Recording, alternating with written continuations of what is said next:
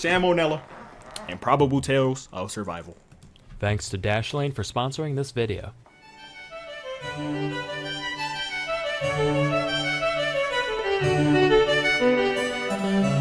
Hey kids, the human spirit is a very powerful thing. With the right temperament, it can allow us to survive things you wouldn't believe. However, some people are stronger than others. For example, I've never so much as broken a bone in my life. I haven't been hospitalized. Me neither, twin. Since that first time 20 years ago. So I'm like 90% certain if I'm ever forced to dance with Bro's 25? Yeah. death, my soul's pussying out to the great beyond first thing. On the other end of the spectrum, you got guys like Phineas Gage. Gage was a 25-year-old railroad worker in mid-19th century Vermont. He and his crew were busy gang blasting rock to prepare the roadbed for a newly planned route. I think I know about this guy. I'm pretty sure this the dude, he had got a long metal pipe shoved through his head or something, and he survived for like 20 more years after that, even though this is like the 1800s. Involves a big hole being drilled into the ground, filled with gunpowder, and packed down using a tamping iron. Well, being the gentleman and scholar that he is, Gage decides to lean forward and look directly into the hole, right? Now, the first rule of gun safety is to never look down the front of a gun. Everyone knows that. Gage basically just turned the earth into a gun and decided to put his head right in front of its gaping barrel, and wouldn't you know it, the powder goes off. The tamping iron shoots up into his cheek, moseys right on through his frickin' brain, and goes soaring out the other side, landing 80 feet away, all smeared with blood and thought juice. Now, by and large, Gage should have dropped dead immediately. Block that nigga.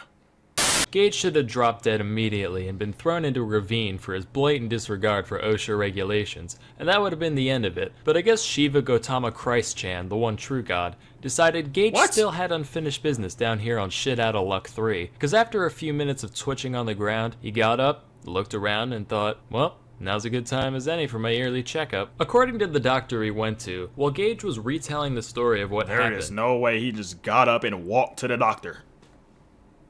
By the way, this is like the 1800s. Doctor ain't finna tell him shit. Doctor finna be like, hey, the best I can do for you is amputate your brain.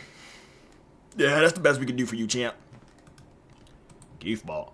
What happened? He suddenly started vomiting all over the place, the effort of which, and I quote, pushed out about half a teacup full of the brain, which fell upon the floor. He didn't say what they did with it after. I'm picturing his dog just running over and immediately scarfing it down, then being plagued with the memories of a human railroad worker for the rest of his life. In the months following, Gage made a near complete recovery, physically anyway. He did lose a bit of his mind, which caused him to lose his mind a bit. Whereas Gage was once an upstanding, hardworking citizen, his untimely brain blast transformed him into an angry, incoherent drunkard, mumbling, quote, I'd be mad too if I got a whole 6-foot metal pipe shoved through my brain. You're tweaking. I would be a little angry.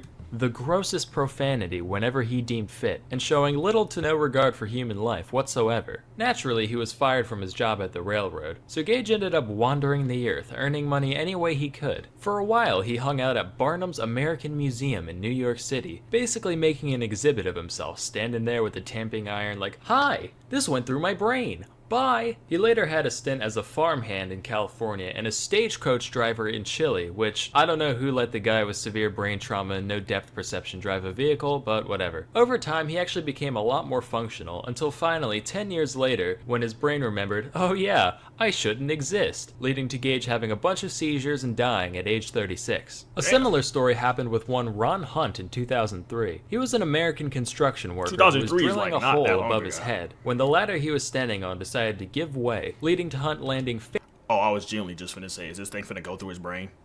Holy. Meat amputation. What the fuck are you talking about? face first on a 1.5-inch auger drill bit. The drill went straight through his left eye and out the back of his skull. To give you a reference of what 1.5 inches of drill looks like, here's the actual x-ray that doctors took when Hunt arrived at the hospital. Miraculously, the drill ended up just kind of pushing his brain out of the way, leading to no cognitive impairment whatsoever. Matter of fact, Hunt was perfectly lucid while the doctors tried to figure out the best way to take the thing out of his head. Initially, they considered cutting it out, but that would have been too messy. So eventually they decided to literally just unscrew it from his head, like, alright, hold him still now. Oh, you fucking MILF. Lefty loosey. Does that mean the top or the bottom? What? It's a rotating circle. And, okay, you hold on for 1 sec. Look, one way the top goes left, one way the bottom. So which? Clearly the one on top. Why? Tell me why. Why clearly? Same reason north is up on the map. It's just common practice. Alright, well, sorry for not subscribing to your Eurocentric propaganda, Dan. You soggy cunt. Anyway, what were we doing? Fuck you, Dan. Bitch.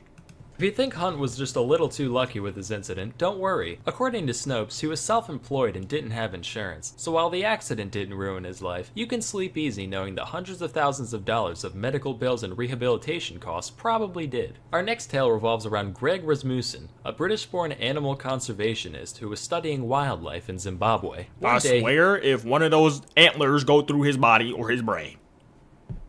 He got reports of a highly endangered rhino being spotted in the area, Holy so shit, Greg he's took got- to the skies in a single-passenger plane to track Goddamn. the beast. Fate was looking down at Greg that day, and after a moment, it said, "No, rhino must die." And a huge gust of wind came out of nowhere, sending Greg into a tailspin, crash landing right in the middle of the untamed African bush. When Greg woke up, he found that his legs looked like used-up tubes of toothpaste, so he was essentially trapped right where he was. Arguably worse than that was the fact that Greg was dehydrated before he even took off, hoping to get water at his destination. That And is just when so things slow. looked like they couldn't get any worse, they got worse. A group of elephants showed up and started harassing and straight up stampeding at Greg. With no other option, he starts banging on the wreckage as hard as he could. The elephants went, "Ha!" and decided to leave him alone. He was also approached by... There's no way bro's gonna get packed by a gang of YN elephants, bro.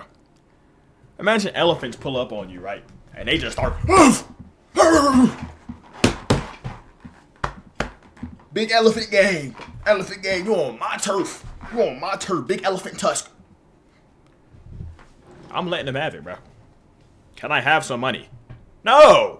pack of hyenas and actual lionesses on the hunt. But fortunately, animals are all morons, so the same trick worked on them too. Greg spent an entire day and night pinned under the wreckage, fighting off wildlife, severe dehydration, and extreme temperatures before finally being rescued the next morning. Incredibly, after over 100 operations, doctors managed to get Greggy's leggies up and running again. Although he was now 3 inches shorter, which is probably for the best, because now they can just stick the keys to the plane on top of the fridge so he never has another incident like this again. So moral of the story, us humans are resilient creatures who will do anything in our power to survive. And just as Greg Rasmussen banged on his destroyed plane to ward off predators in Zimbabwe, you should bang on your keyboard right now to ward off predators online.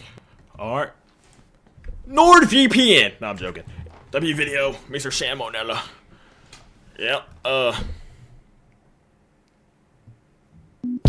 Day and night. Some.